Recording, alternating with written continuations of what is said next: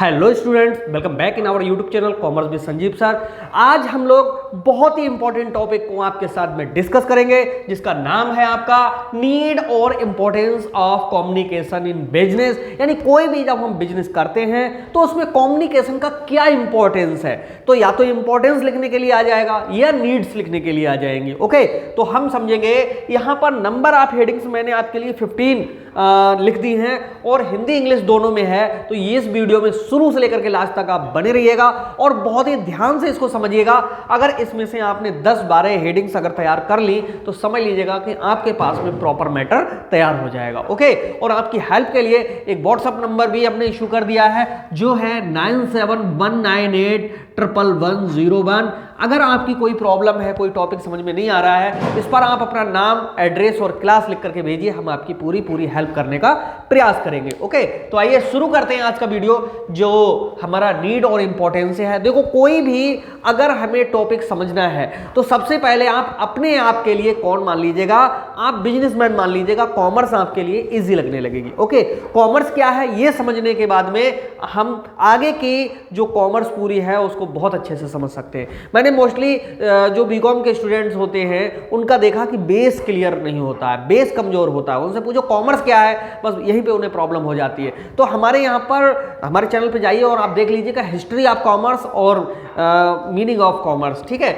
यहाँ पर अब हम समझते हैं कि क्या इसकी नीड्स और क्या इंपॉर्टेंस है। पहला टॉपिक हमने लिया है व्यवसाय का सफल संचालन। यार, कम्युनिकेशन का मतलब तो आप समझ गए होंगे, सूचनाओं का आदान प्रदान। जो भी हमारी बातें हैं उनको हम आपके पास में भेजें, आपसे हम कुछ अपना फीडबैक लें। बस यही चीज हमारी जो प्रोसेस है वो क्या कहलाती है, कम्युनिकेशन कहलाती है। अब यहाँ पर जब हमारे बीच में, कस्टमर्स के बीच में, ठीक है, और जितने भी हमारे वर्कर्स हैं उनके बीच में सही से अगर कम्युनिकेशन हो रहा है, प्रॉपर कम्युनिकेशन हो रहा है, तो वहां पर क्या होगा, व्यवसाय का सफल संचालन होगा। इसके लिए हम कह सकते हैं डायरेक्शन ऑफ बिजनेस, बिजनेस के लिए उचित डायरेक्शन का मिलना। नेक्स्ट है पारस्परिक सहयोग, म्यूचुअल कोऑपरेशन।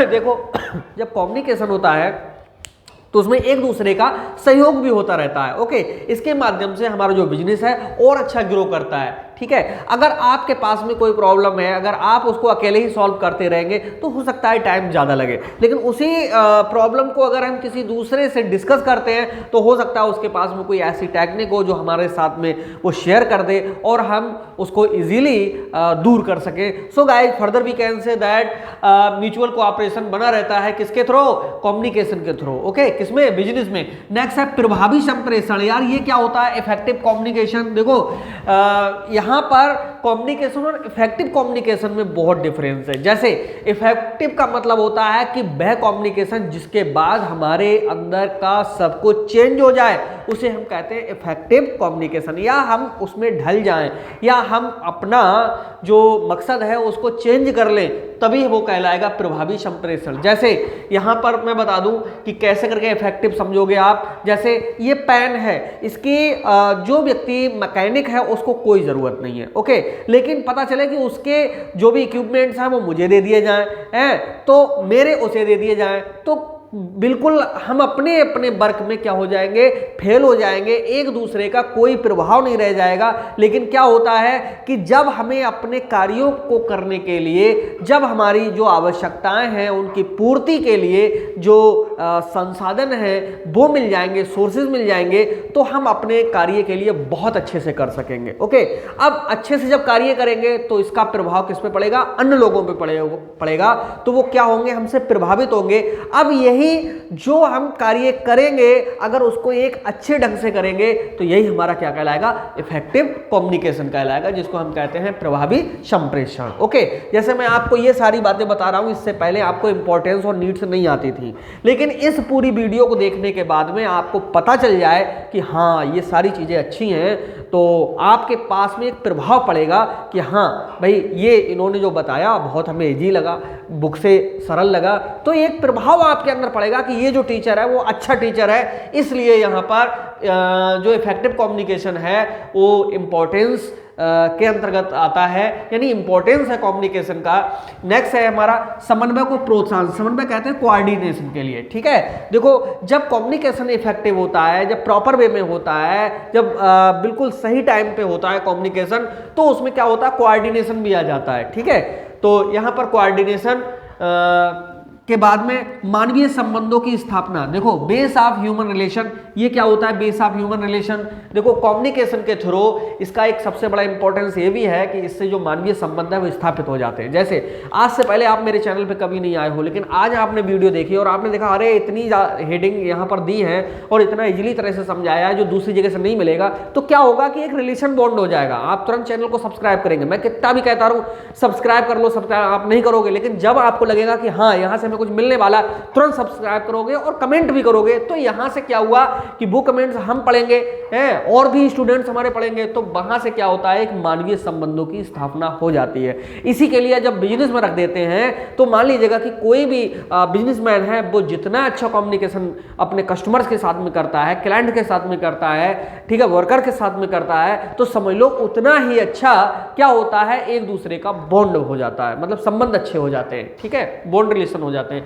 नेक्स्ट है शीघ्र निर्णय, क्विक डिसीजन। देखो जहां कम्युनिकेशन होगा तो कम्युनिकेशन बेस ही होता है क्विक निर्णय का। अगर दुनिया में जो लोग बहुत आगे निकलते हैं उनके अंदर सबसे बड़ी खासियत ये होती है कि वो दूसरे लोगों की कॉपी नहीं करते हैं, और कॉपी ना करने के साथ साथ में वो सेल्फ डिसीजन लेते हैं, वो अपने आप डिसीजन लेते हैं, और कम्युनिकेशन उसका क्या बनता है जाकर के बेस बनता है। अब ये कम्युनिकेशन क्या यहां पर किस तरह से बेस बनेगा, मान लीजिएगा आप हो, बहुत बुक्स से आपने पढ़ाई की है, ओके, कई चैनल से आपने पढ़ाई की, आपके कॉलेज में टीचर ने पढ़ाया होगा, साथियों के साथ में आपने डिस्कस किया होगा, लेकिन पता चला कि कोई टॉपिक है वो आपको जल्द समझ में नहीं आ रहा, लेकिन कुछ ऐसे टीचर्स मिलेंगे जिनकी आप खुद कॉपी करना चाहोगे, यानी उनको देख करके आपको लगेगा कि हाँ ये वास्तव में हमारे लिए एक अच्छा विकल्प है, आप तुरंत उसके लिए क्या करोगे, चुन लोगे। तो यहीं पर ये क्विक डिसीजन कहलाता है, ठीक है। देखिए बहुत से ऐसे होते हैं जो टीचर्स जो अपनी पूरी मेहनत से पढ़ाते हैं, पूरी शिद्दत से पढ़ाते हैं, लेकिन जो आपको जरूरत है वो वहां तक नहीं पहुंच पाते हैं, तो ऐसे में आप निर्णय नहीं ले पाते हो, ओके।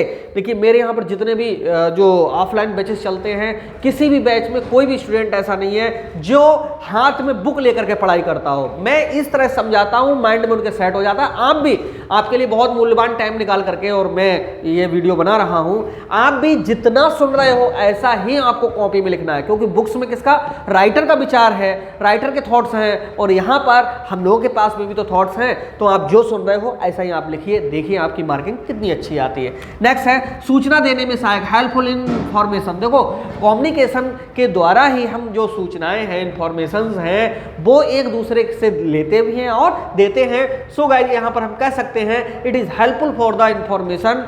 नेक्स्ट है लागत में कमी। देखो कम्युनिकेशन जब होता है तो इसका सबसे बड़ा महत्व यह है कि लागत में भी कमी आती है, कॉस्ट में भी कमी आती है। मान लीजिएगा कि अगर कोई प्रोडक्ट हमने बनाया और हम उसको सेल करना चाहते हैं तो हमें एडवर्टाइजमेंट कराना पड़ेगा, ठीक है, कस्टमर्स भी ढूंढने पड़ेंगे, सैंपल भी बांटने पड़ेंगे, लेकिन पता चला कि हमारा कम्युनिकेशन स्किल बहुत ज़्यादा स्ट्रांग है, तो हमारे लिए आगे के जो एक्सपेंसेस हैं वो कम करने में ही काम चल जाएगा। तो यहाँ पर अगर कम्युनिकेशन का सबसे बड़ा महत्व यह है कि उससे लागत कम आती है और लाभ में क्या होती है, वृद्धि होती है, increment in profit low cost ratio, ठीक है। तो यहां पर लाभ में क्या होती है, वृद्धि, आप इसको आराम से समझ जाओगे। नेक्स्ट है व्यवसाय पर नियंत्रण, कंट्रोलिंग ओवर द बिजनेस। देखो जब कम्युनिकेशन, आपने देखा होगा कि जगह जगह आज के समय में कैमरे लगवा दिए जाते हैं, ठीक है, और एक जगह पर जो व्यक्ति बैठा हुआ है वो पूरे बिजनेस को कंट्रोल कैसे करता है, जगह जगह पर स्पीकर्स और माइक लगे हुए हैं। आपको कुछ अगर इंफॉर्मेशन या कम्युनिकेशन मान लीजिएगा कि 3rd फ्लोर 4th फ्लोर पे अगर करना है तो यहीं से माइक से बोल दिया, वो वहीं पर आवाज़ पहुंच जाती है। तो इस तरह से ये क्या होता है कि व्यवसाय को कंट्रोल भी किया जा सकता है, ठीक है। आज के समय में तो टेक्नोलॉजी इतनी ज़्यादा बढ़ गई है कि आपने देखा होगा कि वहाँ पर वर्कर्स को कम रखते हैं और कैमरा के थ्रू ही पूरा बिजनेस को क्या किए पड़े, कंट्रोल किए पड़े, ओके। नेक्स्ट है आंकड़ों का संग्रहण, इसको अंग्रेजी में कहते हैं डाटा कलेक्शन, ठीक है। अब ये डाटा कलेक्शन क्या होता है, देखिए कोई भी बिजनेस तब तक सही से नहीं चल सकता जब तक हम सारा डेटा को कलेक्ट करके उसका एनालिसिस ना कर लें। इसलिए आपने देखा होगा कि जितना भी हमारा गवर्नमेंट डेटा है वो एनालिसिस करने के बाद में नेक्स्ट ईयर का पूरा बजट बनाया जाता है, ओके, कि कहां से कितना पैसा आएगा और वो कहां कहां पर लगाया जाएगा। तो यहां पर आंकड़ों का संग्रहण करने के लिए सबसे बड़ा बेस प्रोवाइड कराता है कौन? कम्युनिकेशन, ठीक है, ये सबसे बड़ा इंपॉर्टेंस है। नेक्स्ट है टीम वर्क का आधार। भाई कम्युनिकेशन का सबसे बड़ी आवश्यकता यह भी है कि टीम वर्क के लिए कम्युनिकेशन का होना बहुत जरूरी है। अगर आपके अंदर जो बोलने की कैपेसिटी है वो अगर थोड़ा सा मधुर है, मीठी है, ठीक है, और आप जो भी बोलते हैं, जो भी करते हैं, उसका प्रभाव दूसरों पे पड़ता है, तो समझ लीजिएगा कि टीम वर्क के आपको लीडर बनने में टाइम नहीं लगेगा। और हमारे जो कॉमर्स के स्टूडेंट होते हैं, अगर मेरे चैनल पर आकर के अगर कुछ ना बन पाए और यहां तक अगर आप वीडियो देख चुके हैं तो समझ लो यार पढ़ाई करना बेकार है। हाँ, आज ये तय कर लो कि हमें वास्तव में कुछ ना कुछ बनना है और टीम वर्क के साथ में ही हमें बहुत कुछ करना है। ओके, कॉमर्स कभी भी अकेले काम करना नहीं सिखाते, कॉमर्स से काम करती नहीं है, करवाती है दूसरे लोगों से, ठीक है। कोई मैनेजर काम नहीं करता है, वो क्या करता है, अन्य समस्त जो संसाधन होते हैं उनको मैनेज करना ही क्या कहलाता है, मैनेजमेंट कहलाता है। और जो मैनेजमेंट करता है वही हमारा कौन होता है, मैनेजर होता है। नेक्स्ट है भविष्य की योजना, फ्यूचर प्लानिंग, ठीक है, बेस ऑफ टीम वर्क हो गया।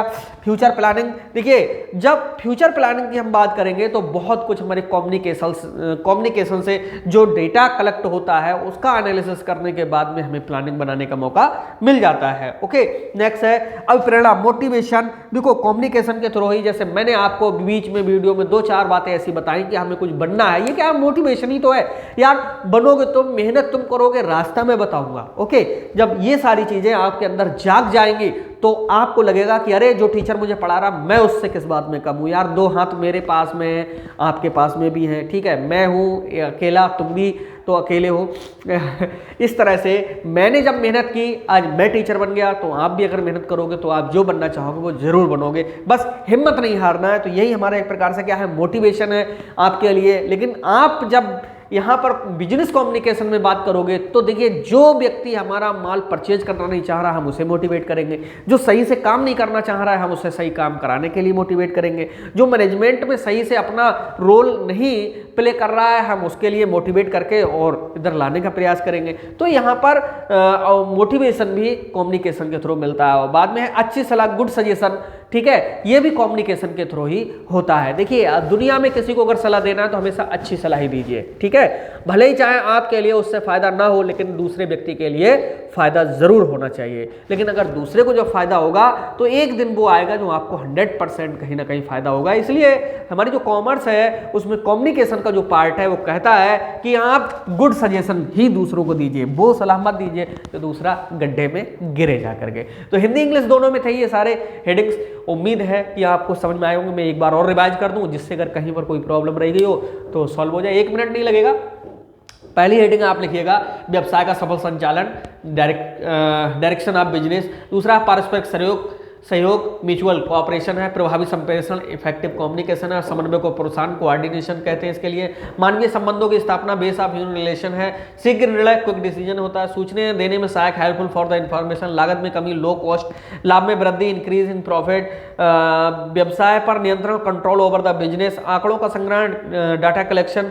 टीम वर्क का आधार बेस ऑफ टीम वर्क। भविष्य की योजना बनाने में सहायक for the future base of future planning या फॉर फ्यूचर प्लानिंग। अभिप्रेरणा, मोटिवेशन, अच्छी सलाह, गुड सजेशन, ये हेडिंग्स थे।